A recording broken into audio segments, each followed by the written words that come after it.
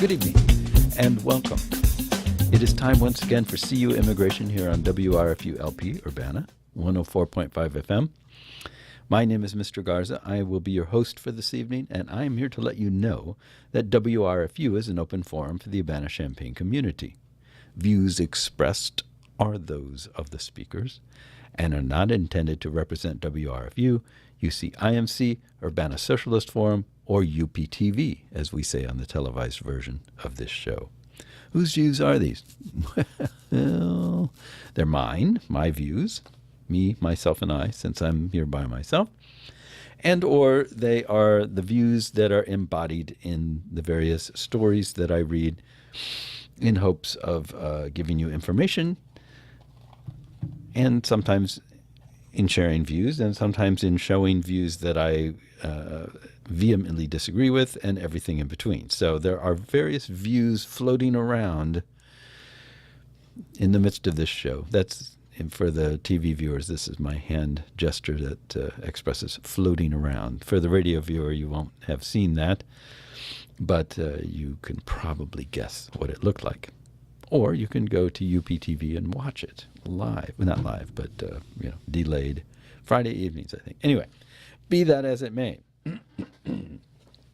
Views, yes, mine, sometimes authors of stories, but not whosever views they are not necessarily those of WRFU, UCIMC, Urbana Socialist Forum, or UPTV.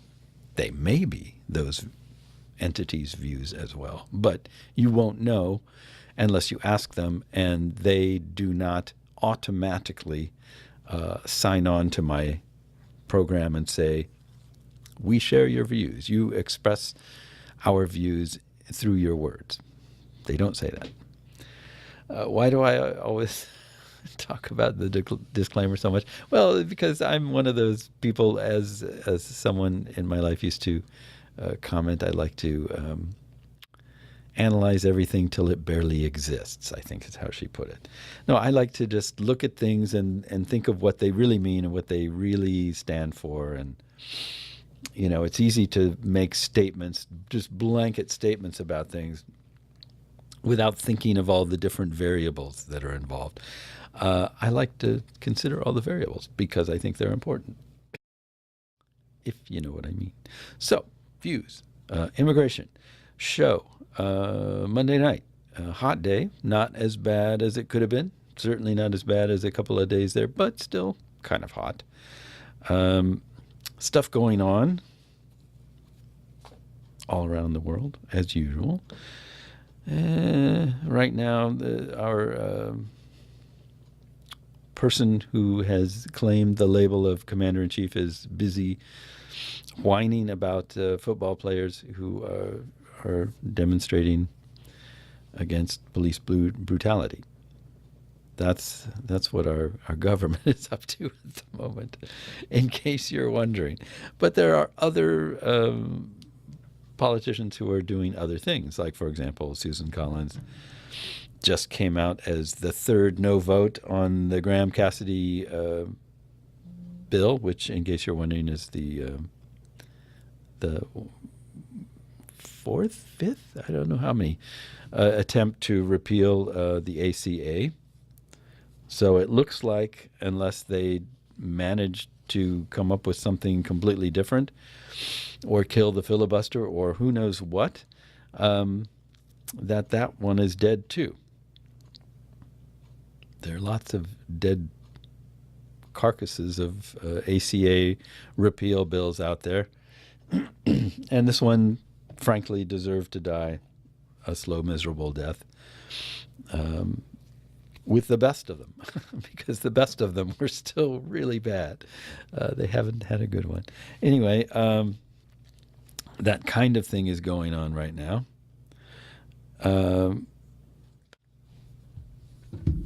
What? Oh, okay. Sorry. I was distracted for a moment. I am not anymore. So the last few shows we were talking about DACA, as you will remember. So apparently, interestingly, a couple of GOP senators introduced a bill to give some DACA recipients a path to citizenship, which was a bit of a surprise because I know that there was a bipartisan effort to come up with like a new version of the DREAM Act. Well, this is not the same thing. I'll read a quick. I've got a couple stories here about this, so here's one of them. Senators Tom Tillis and James Lankford, both Republicans, are expected to introduce a bill Monday that would provide a path to citizenship for some undocumented immigrants covered by the Deferred Action for Childhood Arrivals program, recently nixed by the Trump administration. The bill would require, and get this, in quotes, extreme vetting. A vague term often used by President Donald Trump for those young undocumented immigrants seeking a path to citizenship. Former DACA recipients would have to go through several rounds of background and security checks, as well as pass a medical exam, according to talking points on the bill obtained by McClatchy. The bill's authors are expected to pitch the bill as a compromise between amnesty and mass deportation, arguing that a merit-based system would allow certain young undocumented immigrants to stay in the country while still keeping out anyone with a criminal history. The forthcoming legislation would not let undocumented immigrants who hold a green card apply to bring family members over to the U.S. as permanent residents, as green card holders are able to do under current law. Under the bill, recipients would have to wait until they are citizens to petition for family members to join them in the U.S. Only those who have been in the U.S. since June 15, 2012, when the DACA program started, would be allowed to apply for legal status under the bill. Applicants would also need a high school diploma to apply, and they would need to either attend college, serve in the military, or hold a steady job in order to maintain legal status. So that's the mild way of describing it. That's a very kind of hands-off, I'm no judging here kind of way of describing this. Here's another way of describing this. So, entitled, Republicans' New Immigration Bill is so ridiculous that it could take 15 years to become a citizen. So then we get into a little more into the meat of this idea. So this reads, 3 Republican senators have introduced an immigration bill that grants a 15-year pathway to citizenship for some undocumented immigrants brought to the country as children. It also prevents those immigrants from sponsoring their family members for legislation. Oh, for legalization, excuse me. I'm trying to read and think at the same time. Under the Solution for Undocumented Children Through Careers, Employment, Education, and Defending Our Nation Act, or called Succeed, co-authored by Republican Senators James Lankford, Tom Tillis, and Orrin Hatch, undocumented immigrants would be allowed to get an eventual pathway to citizenship if they fulfill several years of criteria. For its most basic qualification, applicants must have arrived in the country before the age of 16 and before June 15, 2012. These are kids who literally do not have a home anywhere, Lankford said during the press conference announcing the bill on Monday. So that statement sounds pretty sympathetic. But that June 2012 date is significant because it marks the start of the Deferred Action for Childhood Arrivals initiative, an Obama-era executive action that granted temporary deportation relief and work authorization in 2-year increments. On September 5th, Donald Trump pulled the plug on DACA, calling on Congress to find a permanent fix for these beneficiaries so that they can legally remain in the country. Under the White House's rescission announcement, more than 150,000 people whose employment authorization cards expire before March 5, 2018 must renew their current status one last time by October 5, 2017. The Succeed Act would require applicants to be consistently employed 48 out of 60 months, earn a college degree, or serve in the military while working their way into a conditional permanent resident status. That status would be renewed after 5 years, during which time they can apply for a formal green card. After that, they can apply to become U.S. citizens, which would take another 5 years. In total, it would take applicants 15 years to become a citizen.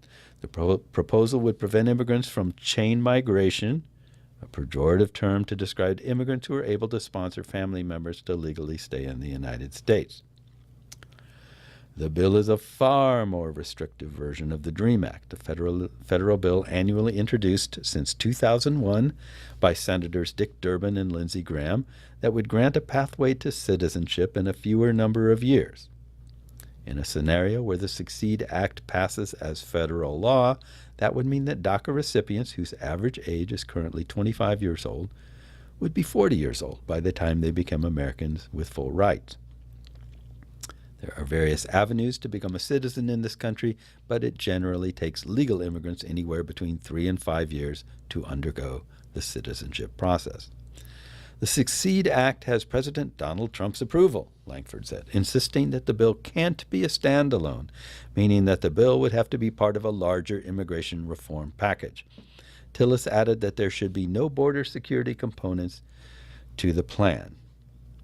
The president was very outspoken. Tillis added that there should be border security components to that plan. Of course. The president was very outspoken, Langford said at a press conference, indicating that the president hadn't seen the text of the Succeed Act, but felt that the principles of the bill were aligned with exactly the kind of solution that would work. Tillis explained that including a 15-year citizenship provision was in part intentional because this goes to the prevention component of potentially having more people cross the border to apply for citizenship. He also criticized the DREAM Act because it had failed every single time. Langford indicated that the Succeed Act is a compassionate bill and said that these individuals are currently a part of our economy and that it hurts us to put those individuals out of the economy. Although the Republican senators framed the bill on the principles of compassion, prevention, merit, and fairness, immigrant advocates were horrified by the bill's restrictions. Quote, "The Succeed Act introduced today is more of the same, another bill brought forward by Republicans that continues to criminalize immigrant communities." Kika Matos, spokesperson for the Fair Immigration Reform Movement, said in a statement, "The bill calls for extreme vetting of immigrants and restricts family reunification and legal migration. We've seen this all before, and we're not going to stand for it. We demand that a clean DREAM Act is brought to the floor for a vote."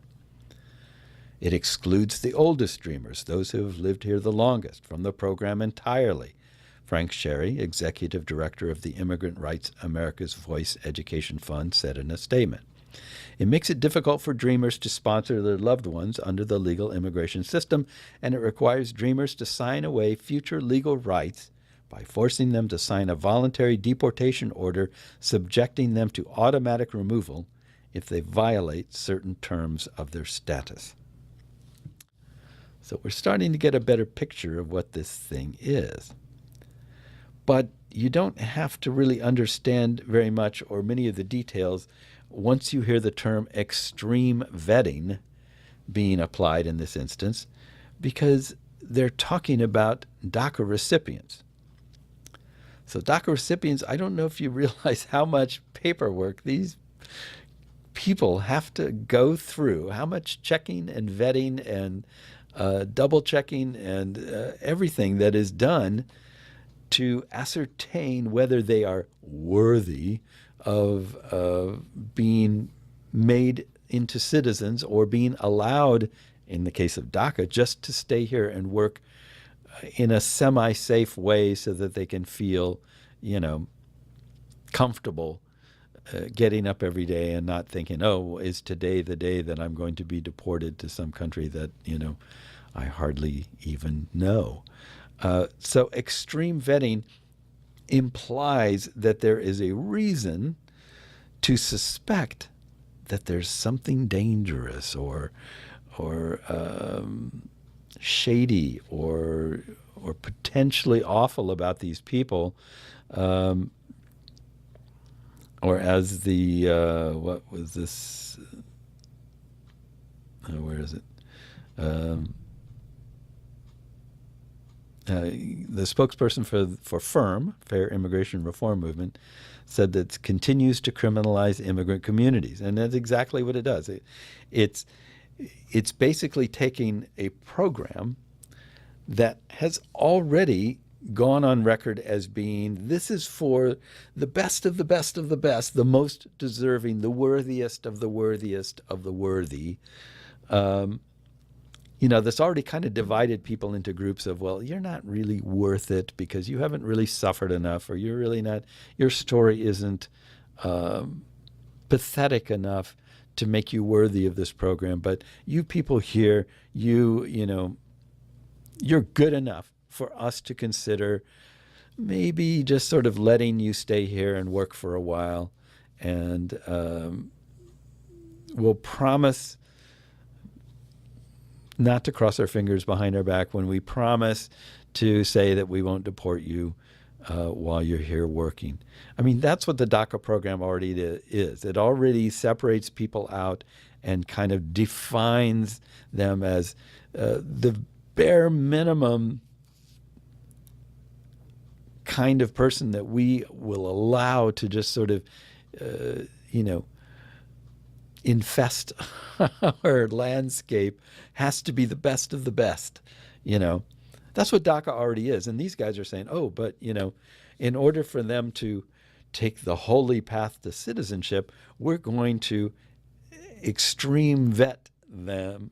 This group that's already been extremely vetted already, to winnow out all those, slackers and drug dealers and other people that are, clearly sprinkled among the deserving DACA members. I mean, it's just crap. It's complete crap. And it's insulting to such a degree that I don't even know how to respond to it. I mean, I'm glad on the one hand that these are Republicans who are actually coming out like, let's try to do something about this. That's good. I applaud that. What they've come up with, at least from the sound of it, I haven't seen all of it yet, but from what little we've seen, what they've come up with is fairly awful. Not absolutely, 100% this is trash awful, but pretty close.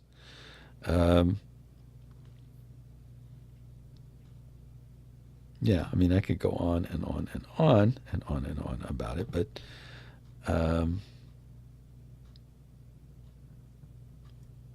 okay, here's another take from the Sacramento Bee. I've always loved the name of that paper and their little logo. There's a bee. It looks like a honeybee carrying a newspaper or something. I don't know. Anyway, let's see if they have any more tidbits for us. This is entitled, GOP Bill Will Offer Dreamers Citizenship After Extreme Vetting. There's that term again. So it says Senator Tom Tillis will introduce his Conservative Dream Act on Monday that would provide a pathway to citizenship for as many as 2.5 million young undocumented immigrants, but one that is long and involves extreme vetting. The North Carolina Republican and co-sponsor James Lankford, an Oklahoma Republican, will pitch the plan as merit-based relief that must be earned and critically not amnesty, according to Republican talking points obtained by McClatchy. Merit-based relief that must be earned. Okay. But unlike other merit-based immigration proposals that limit new immigrants from entering the country based on their job skills, this proposal would limit who can remain in the country based on their years of American education, work experience, or military service.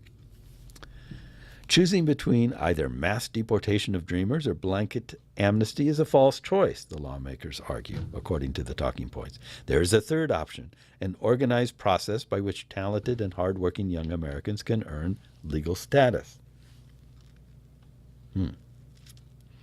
All applicants will have to pass a medical examination.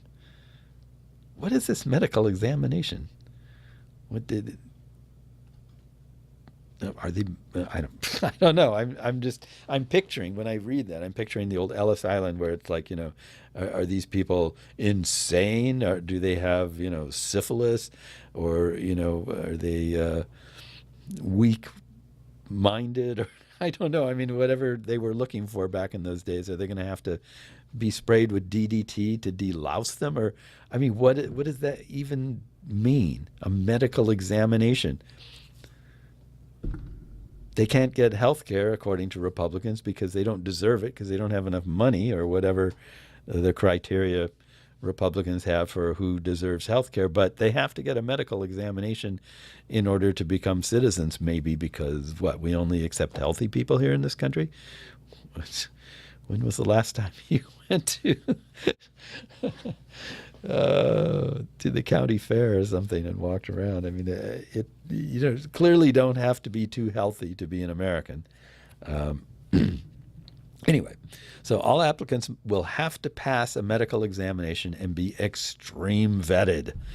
The vetting will include 3 separate rounds of security and background checks to ensure they have no criminal history and pose no national security threat.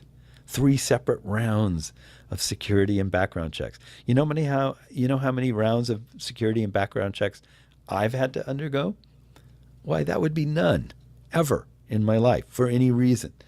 And yet I'm allowed to walk the streets, have my own radio show, all sorts of things. And apparently the only difference is that I was born here, so I am magically A-OK as far as whatever these things are concerned, these powers that be are concerned. But because these people were technically not born here, I guess, even though they grew up here, just like I did, they have to undergo 3 separate rounds of security and background checks. Wow. The first check would happen when the immigrant enters the program, followed by a second check after 5 years, just to make sure they're still on the straight and narrow. And the third check comes after 15 years, if and when the immigrant applies to become a citizen. 15 years. And then you have to have security and a background check. Wow. Not criminalizing these people too much, are you? The bill differs from previous iterations of the so-called DREAM Act, which failed to pass a Democratic-controlled Senate in 2010. The Tillis-Langford bill has a longer time frame and has more expansive list of disqualifying crimes. For example, I'm sorry. I thought they were going to give us an example. They just say, for example. A longer list, for example. There needs to be a fresh new examination of what a DREAM Act should look like, specifically from a conservative angle. This is a new, unique attempt, said Matthew LaCourte, immigration policy analyst at Nicholson Center, a libertarian research group which has been working with Tillis on the legislation. Going back to the same stale, tired DREAM Act didn't seem like it was something to go back to on the policy side or the political side. Oh, that same stale, tired DREAM Act. Wow.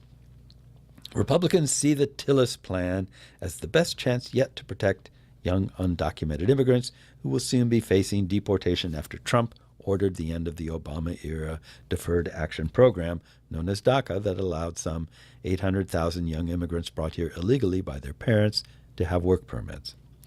Trump gave Congress 6 months to come up with a solution before the DACA protections are phased out next year.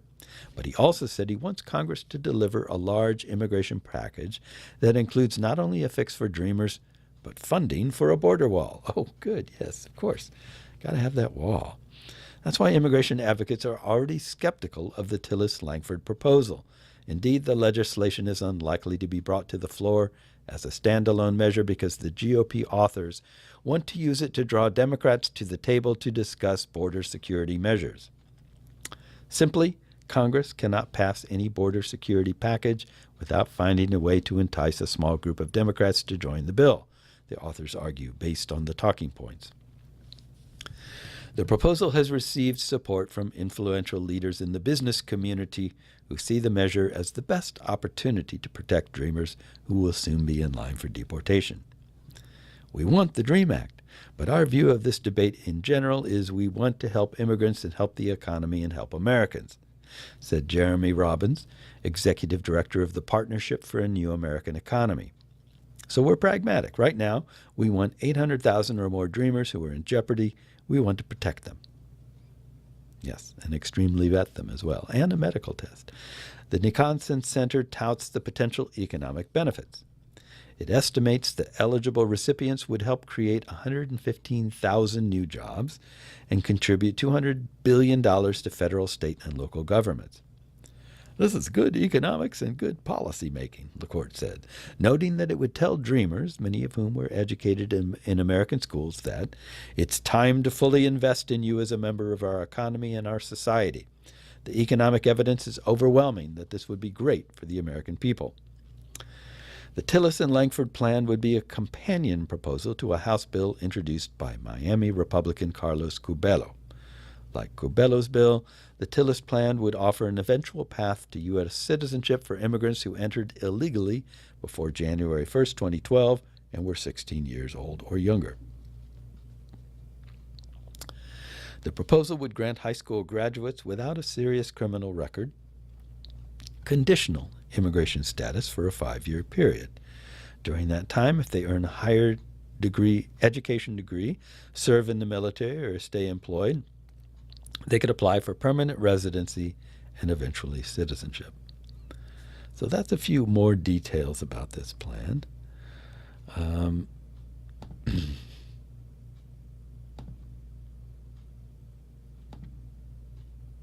Doesn't look like...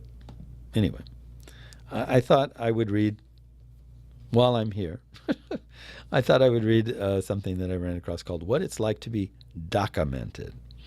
In case you're wondering, who are these DACA people? What are they all about? What's their thing? I mean, you should know by now if you listen to the show, but this is kind of an interesting thing, so here it goes. This is from theweek.com.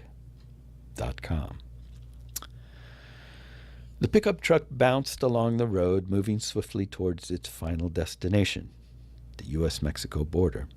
Tucked away inside, 3-year-old Diana Rodriguez, her 6-year-old brother, and their mother were silent, with only the occasional hiss of "be quiet" in Spanish breaking through the stillness when young Rodriguez dared stir. My mother got the sense that we didn't know what was going on, but that something was going on, Rodriguez said. She was so young, after all, when they slipped undetected into the United States, then continued on from Arizona to Chicago, where their father, who had left Jalisco a year earlier to find work in the metropolis, was waiting. There wasn't much for the Rodriguez family in the mountainous region of Jalisco. Work was scarce, and it just wasn't sustainable for a family of 4. When word came tumbling down from up north that there were plenty of job opportunities in construction, at restaurants, as a janitor, in Chicago, Rodriguez's father decided to make the trek. He was welcomed by family already living there, and soon Rodriguez and her mother and brother joined him. I never thought about where I was born versus where I grew up. Rodriguez, now a junior at Pomona College studying economics, philosophy, and politics, told The Week. I knew I was Mexican, but I didn't think much about it. My parents started making comments about my status, though, saying things like, "You're so smart, if only you had papers," and "You can't really do anything because you don't have papers." I didn't understand what they meant.